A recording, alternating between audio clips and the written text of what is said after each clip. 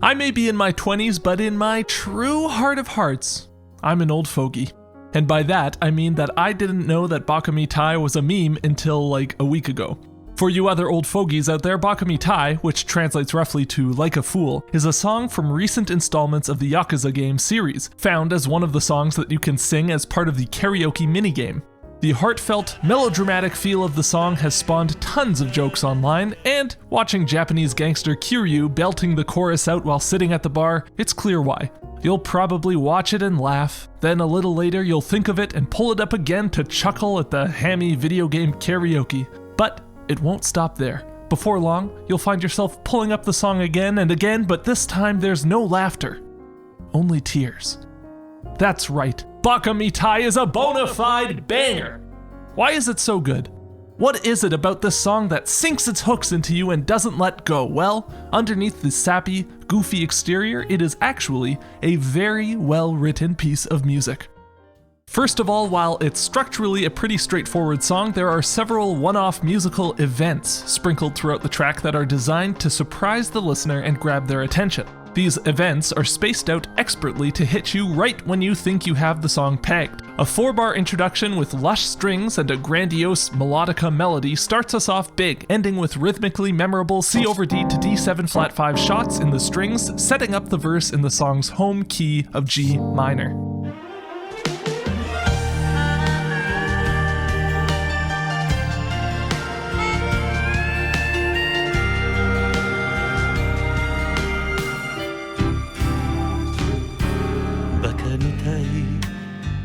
The verse sets a melancholy mood, with the melody giving us a winding 8-bar phrase that ends off with a somber walk down to a low G. You may be aware that minor keys generally sound sad, but besides that, melodies that walk down really low like this can also create a darker mood. Having this low male voice dropping down to the low tonic G of our G minor key really lays the depressing mood on thick.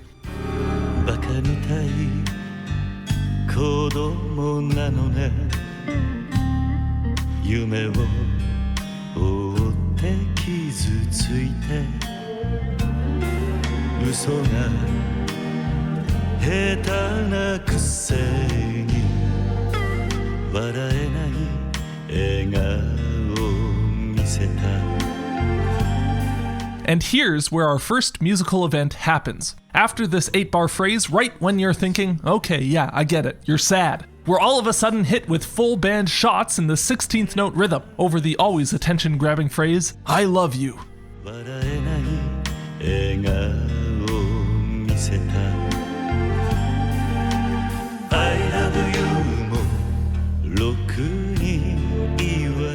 I love you is one of those phrases that makes people perk up, but especially given that this is a Japanese song, the English phrase stands out even more. This phrase is supported with the flat 6 major 7 chord, in this key an E flat major 7, used here for the first time in the song besides the very first bar of the intro. I think that the flat 6 chord in a minor key carries a really special beauty with it, particularly with the major 7th in the chord, and this provides the perfect emotional context for the phrase, I love you. All of this, combined with the sudden boost in volume that drops away just as suddenly, ensures that any listener who had started to check out is startled into seeing what's going on. This is what I mean when I say a musical event.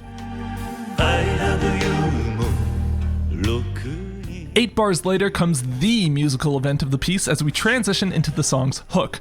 This section ends with a C over D to D7 idea, setting up our expectations for a resolution to our tonic G minor to follow. As the band swells into its climax, the song grabs a motorcycle and smashes it into your head by making a sudden modulation to G major, with the melody launching up to the major third of the key, B natural, to make the shift hit even harder. Modulating from a minor key to a parallel major key feels super dramatic, but what makes this hook feel even more huge and colorful is the harmony. Instead of starting on a G major chord, we land on a C major 7 chord, giving this B natural melody note a beautiful major 7th sound.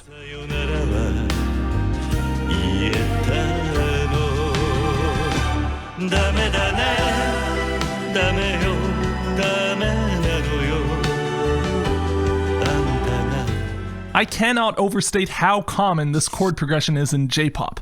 In a major key, you start on the 4 major 7 chord, then move to the 5 chord while keeping the 4th in the bass. Then the bass dips down to the 3rd to make a 3 minor 7 chord before finally resolving up to the minor 6 chord. In this case, that makes C major 7 to D over C to B minor 7 to E minor 7, and you can see this progression used in a ton of video game music written by Japanese composers.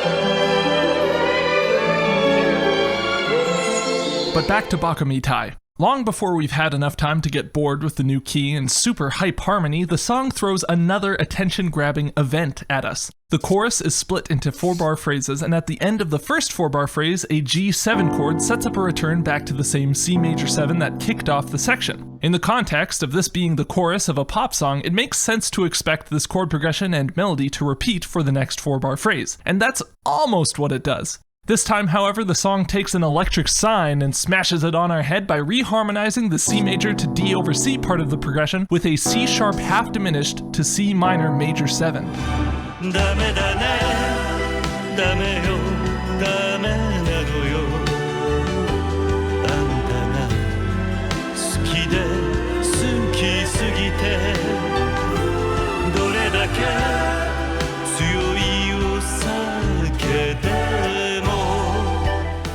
The C-sharp bass note comes completely out of nowhere and totally catches us off guard. And while the move down to C brings us back into the key of G, the chord on top of this bass note gives a minor major 7 sound. These are two dissonant types of chords on their own, and using out-of-key notes to build these chords gives a very intense sense of tragic beauty that contrasts the bright optimism of the C major 7 and D over C chords that we expected. I love how the C minor major 7 chord transitions so smoothly back into our old progression by sliding down by a half step to B minor 7, easing us back into our diatonic G major sound, just in time for the tune to end with a big, colorful 2-5-1 to G.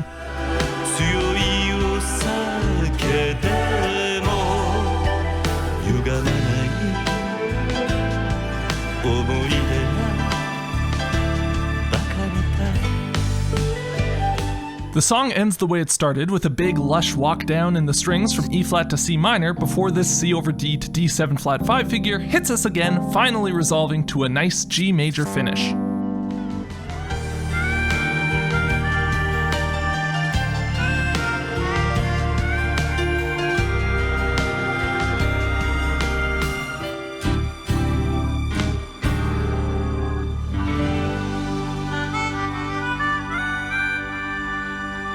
Okay, now that you're familiar with the form of the tune, let's talk about the depth of the writing. In my mind, the main idea of Baka Mitai is all about exploring the relationship between major and minor. The most obvious example of this is the climax, where the shift from the key of G minor to the parallel key of G major causes an explosion of color. But the harmony in each section also demonstrates a subtle interplay between major and minor sounds by weaving in and out of the relative major and minors of each key. Any key signature can represent one of two keys, one major and one minor. Two keys like this that share the same group of notes are called relative major or relative minor to one another. Since the same group of notes can represent either key, say for example either G minor or B flat major, which key a song is in depends on where the emphasis is placed on certain notes in that key. There are a lot of subtle ways that a song can imply one key over another, and they all interact with each other in ways that can be hard to quantify. For example, in the verse of the song, we start off with a very clear feeling of being in G minor due to this being the first chord of the verse, as well as the big D7 chord that set it up. This points to G minor so strongly that the verse can quickly move to tonicize the relative major B flat with this C minor to F7 to B flat progression in bars 3 and 4. A 2-5-1 progression like this very strongly implies the key of B flat major. Our home key of G minor was so strongly established that we don't feel like we've made a full modulation or anything, but this is certainly an attack on the idea that we're in a minor key, pushing the music in a brighter, more major direction.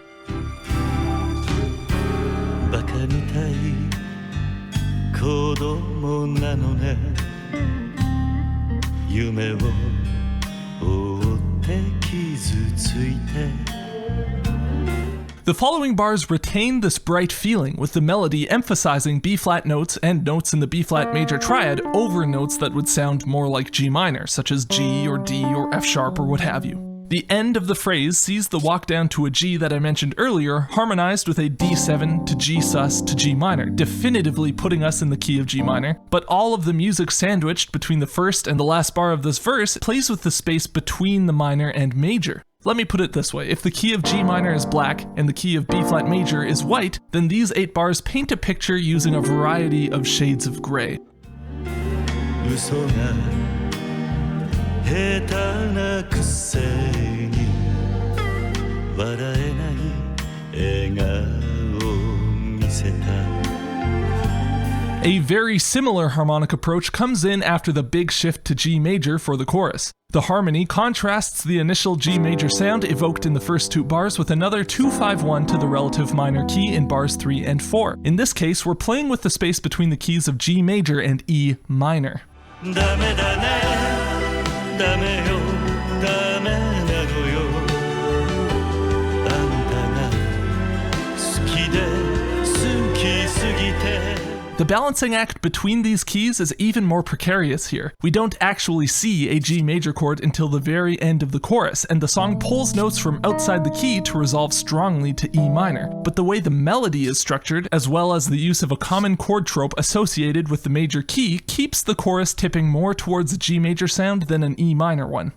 When talking about the I love you section earlier, I mentioned that I think the flat 6 major 7 chord in a minor key has a special kind of feeling around it, and I think that plays into this exploration into how major and minor sounds interact.